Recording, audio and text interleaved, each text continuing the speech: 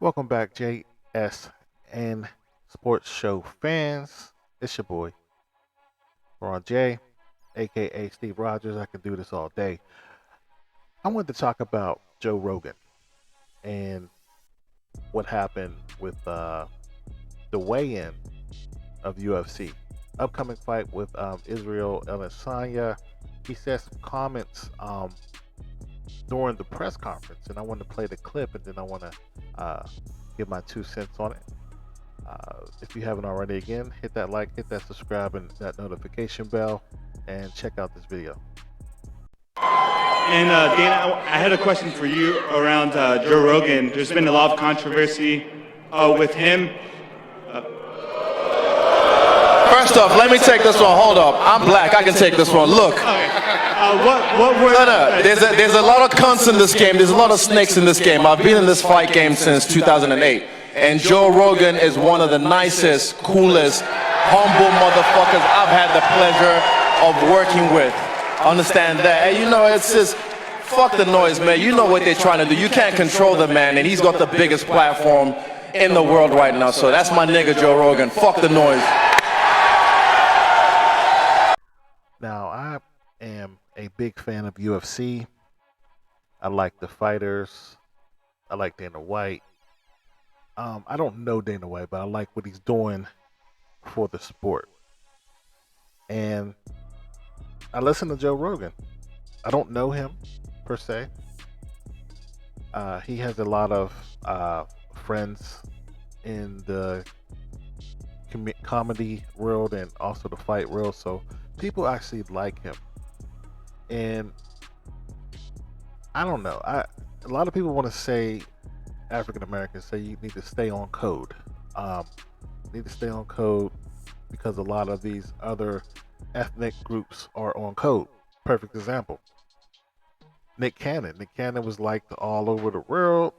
He was part of Nickelodeon and created his career doing stand-up, doing movies, music. He helps a lot of people. And he started getting what you call enlightened. Changed. He changed a lot over the years. Went back to college and start studying certain parts of history.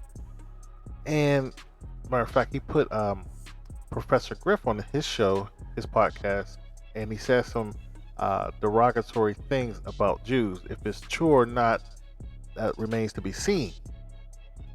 But as soon as he did that with the Jews, he got canceled. And they stay on code. His friend Vlad, that's on Vlad TV, real successful YouTube creator on he canceled him, and they were friends. He basically said, if you're not coming on this podcast unless you apologize. Now, what we know about Vlad is he claims that he's, an atheist. But when it comes to talking about his people, he decided to not deal with him. Whoopi Goldberg is another one. Whoopi Goldberg, her whole career, she did comedy. She was around Billy Crystal and Robin Williams, I believe, and she has a lot of white friends. And none of them came to her defense when she said something about the Jews. So that's saying something to you. Where's Billy Crystal? I thought they were buddies. Where's Ted Danson? She was married to him, or not married to him. She was a homewrecker. But all these Hollywood friends did not come to your rescue when this happened. So now, anytime a white person says something about an African American, derogatory, there's always blacks holding them down. I don't know why we do that. I don't know why the other group do it. They just stay on code. You talk about Asians, the Asian community gonna come after you. If you talk about the LBGT community, they all stick together to get you canceled. But when it comes to African American community, which a lot of these rappers made money off saying the N-word. A lot of these comedians, even Richard Pryor and Red Fox, all said the N-word.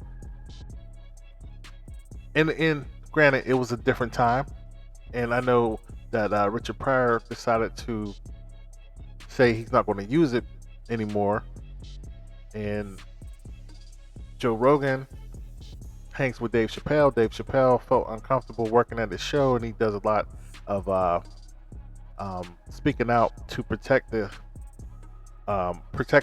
comedians from the cancel cultures. Now, I'm not saying anyone should get canceled. I believe in the First Amendment. I believe if you cross the line, then we have the Second Amendment. I believe in the amendments. I really do.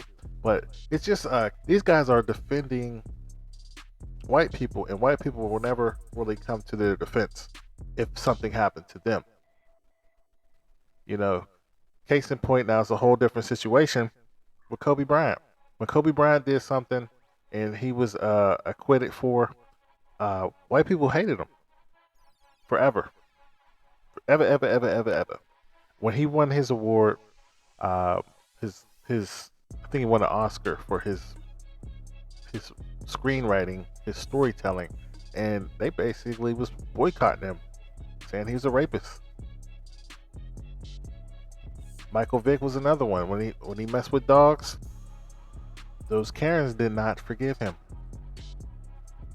even when he did his time.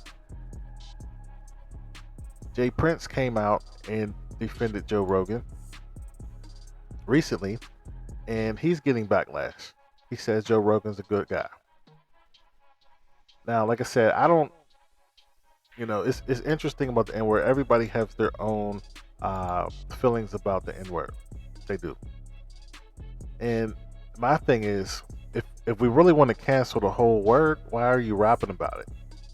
You don't hear other ethnic groups talking about whatever derogatory name that their group is called.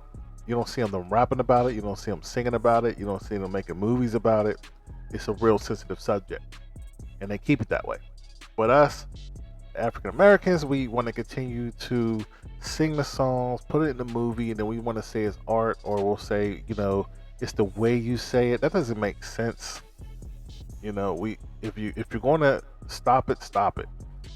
But they're not.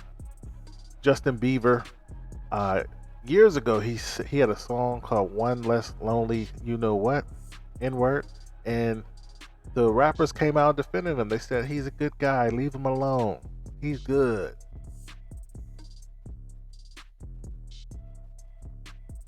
Then you have Eminem. He had a whole record about it. Then you have the whole middle class America singing these songs. If you ever go to a festival, there's nothing but white people at these festivals, hundreds of thousands of people, and you want them to sing these songs because you're getting paid for it. You're getting paid to slander African Americans. You're getting paid like a Snoop Dogg or ASAP Rocky, and they're just so demonic in these concerts. They're yelling and they're saying the N-word, and you don't care because you're getting $100,000 per show. It's just interesting.